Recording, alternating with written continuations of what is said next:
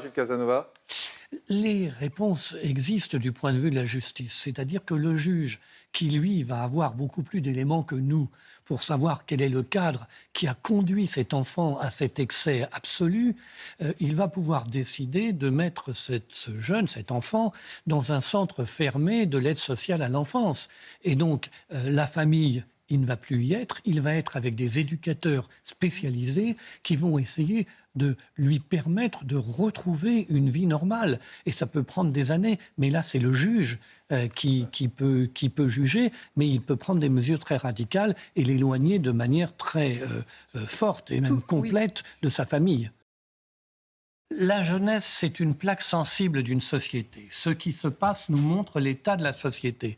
Et qu'est-ce que c'est qui apparaît à nos yeux? C'est l'effondrement de l'autorité. Oui. Alors les latins, ils avaient deux mots pour l'autorité. Potestas, c'est le bâton du gendarme. Auctoritas, c'est l'autorité de celui qui sait.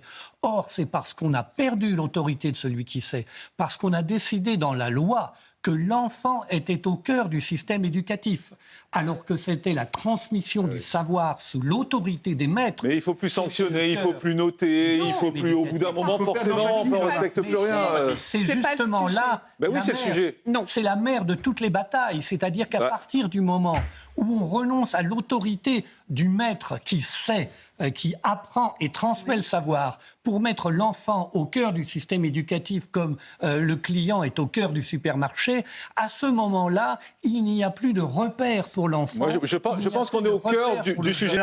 C'est pas des cours d'empathie qu'il faut faire, c'est le savoir qu'il faut transmettre. À partir du moment où on transmet le savoir, alors ils savent se repérer. S'ils savent se repérer, ils savent où est le bien et où est le mal. Et s'ils font le mal, à ce moment-là, la répression, elle est là pour marquer la frontière. Mais si on ne donne pas le savoir, si on ne transmet pas le savoir, alors on aura de plus en plus ce phénomène.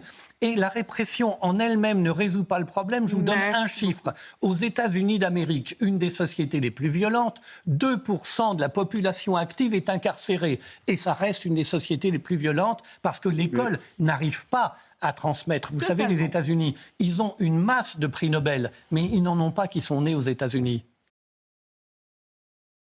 Ça s'appelle l'anomie, une société dans laquelle il n'y a plus de règles du jeu, dans lesquelles les enfants ne voient plus les règles. Mais on ne leur donne plus, c'est pas qu'on ne les voit plus, c'est qu'on ne leur donne plus. Parce qu'on ne leur donne plus, mais il faut dire que l'exemple vient d'en haut. Oui. Le souverain prévu dans la Constitution, le peuple dit non dans un référendum, on fait oui. Alors vous rapprochez ça, c'est l'analyste politique là, qui réagit.